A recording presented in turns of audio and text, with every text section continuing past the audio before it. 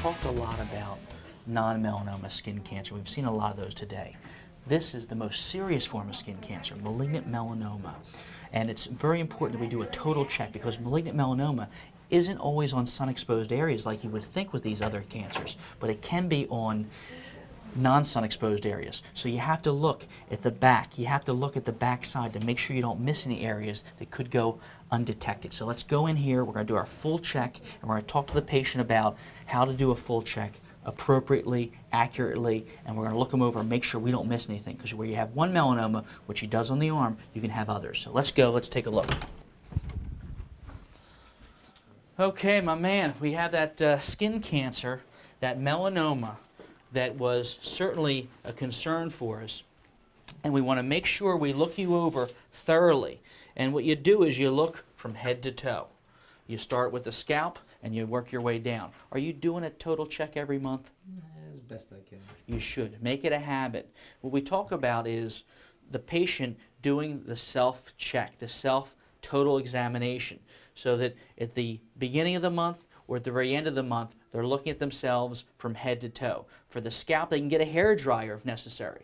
For the backside, a mirror. For the groin area, a mirror, to make sure they look and check. Because any dark spot that's changing size or color shape could be a melanoma developing. Or if it becomes symptomatic, it's that little mole that now starts to bleed. Now it starts to itch.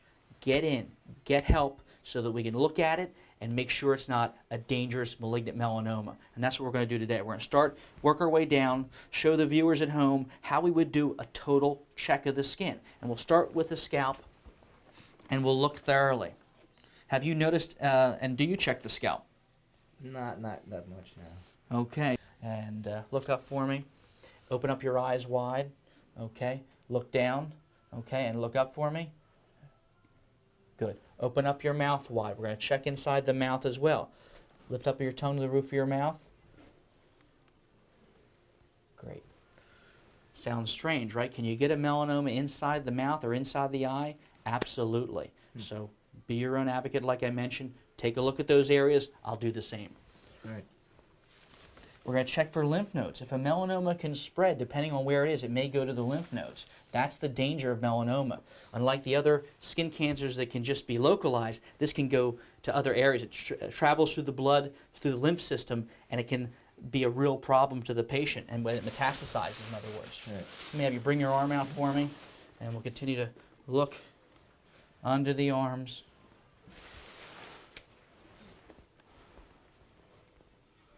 Okay, show me the melanoma site. Right in through here. This is where the melanoma was removed. We have a long scar from here to here. It healed beautifully. All the pigmentation, all the brown's gone, so we got this sucker. And it was just early on. It was a melanoma in situ.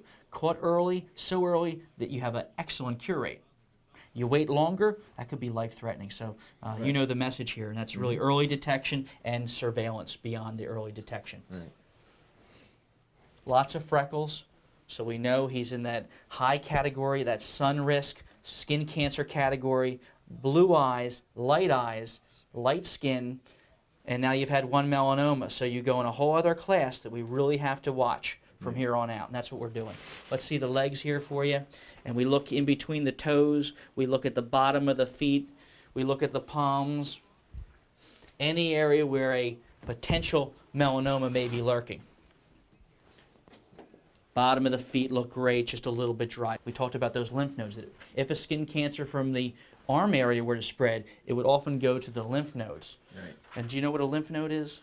I wouldn't know where to find one, but I know what they are. Okay, yeah. They are different areas, most commonly for our purposes, under the arms. They would feel like a little rubbery ball, a little almond-shaped or feeling, okay? And if that happens, you let us know if that becomes swollen. Now, a little infection can do that too, Right. but it would go away. This would be a persistent, Something that stays. enlarged lymph node, something that stays, absolutely. And you can also have them in your neck, above your collarbone, even in the groin area as well here too. Okay. So that's important as well.